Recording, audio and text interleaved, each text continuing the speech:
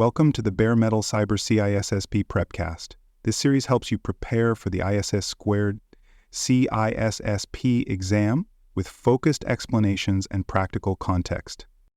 When it comes to cybersecurity, knowing how to plan a security assessment is essential for any organization.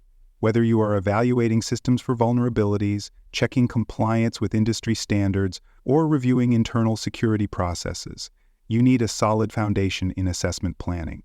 This process is not just about scanning for issues or testing controls. It is about ensuring that your evaluation is accurate, comprehensive, and aligned with the organization's specific goals and risks.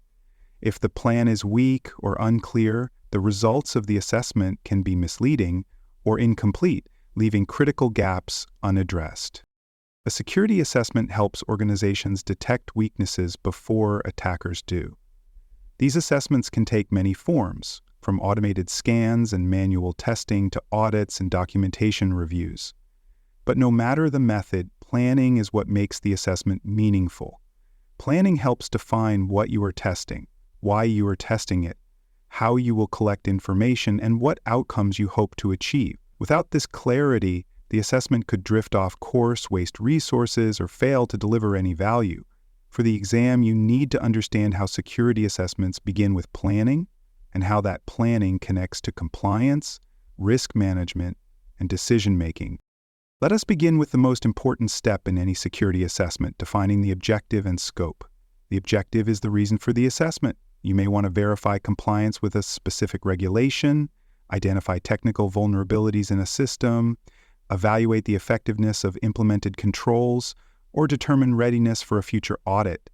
Whatever the goal, it must be clear and specific. Objectives should be measurable and aligned with organizational priorities. For example, if the objective is to check compliance with a privacy regulation, the assessment should focus on how data is collected, processed, and stored, rather than scanning all systems for unrelated technical issues. The scope defines what will be assessed.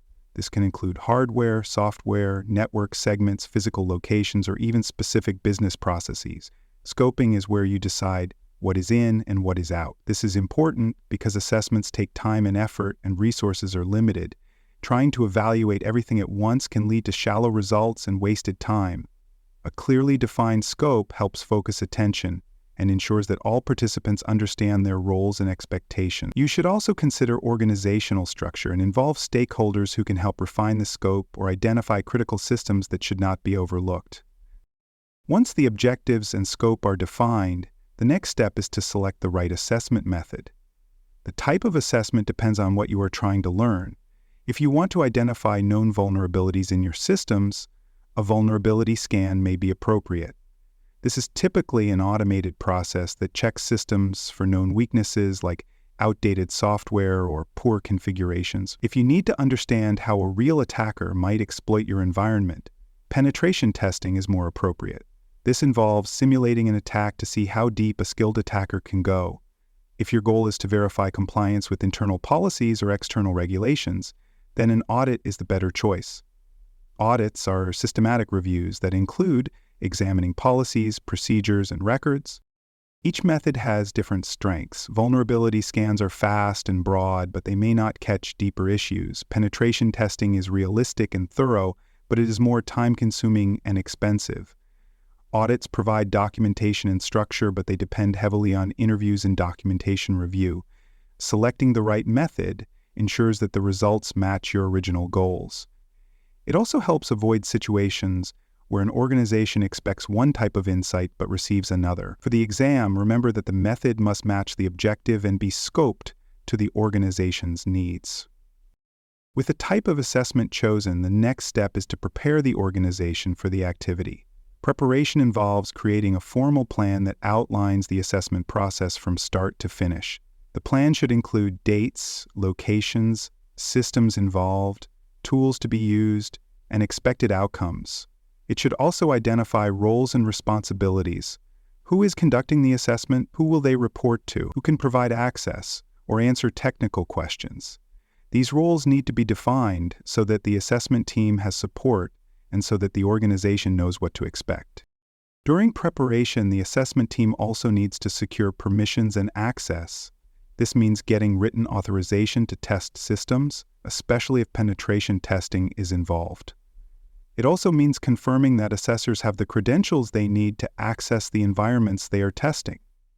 Failure to secure proper access can cause delays or even result in unauthorized activity. Security teams should also prepare contingency plans in case the assessment causes unintended disruptions.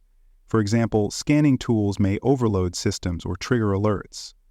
Having a communication plan ensures that everyone knows how to respond if something unexpected happens.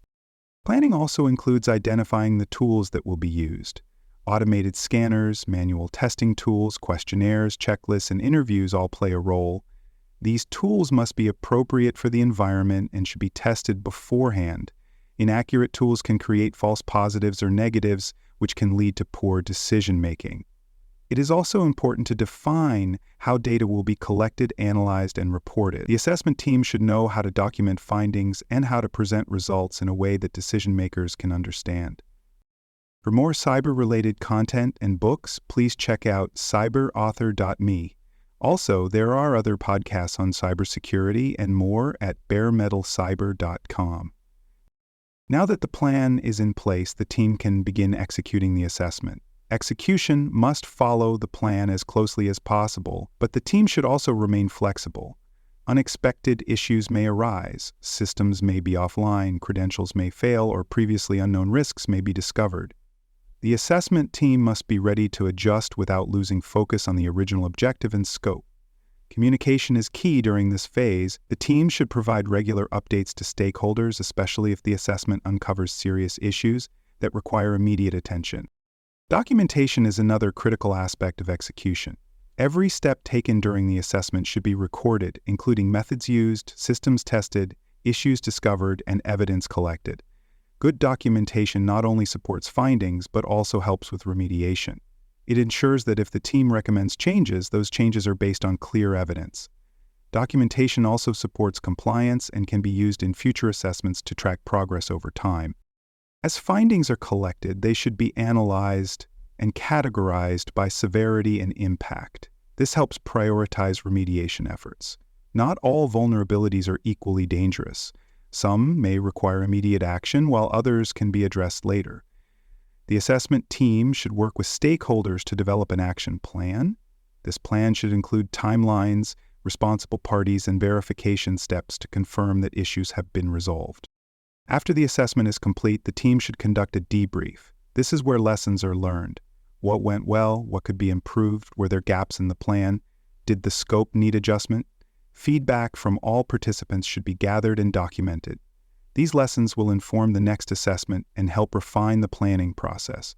For students preparing for the exam, remember that continuous improvement is a core principle of effective security assessment planning. Organizations should not treat assessments as one-time events. Security is an ongoing process, and assessments must be repeated regularly. The frequency will depend on the organization's risk tolerance, regulatory requirements, and operational needs. Some systems may need to be assessed quarterly, while others may be reviewed annually. Changes in the environment, such as new software, network changes, or mergers, may also trigger the need for reassessment. In addition to regular reviews, organizations should adapt their assessment strategies over time. As new threats emerge and technologies evolve, the tools and methods used in assessments must also change. This is why planning is never a static process. It must evolve along with the organization and its security landscape.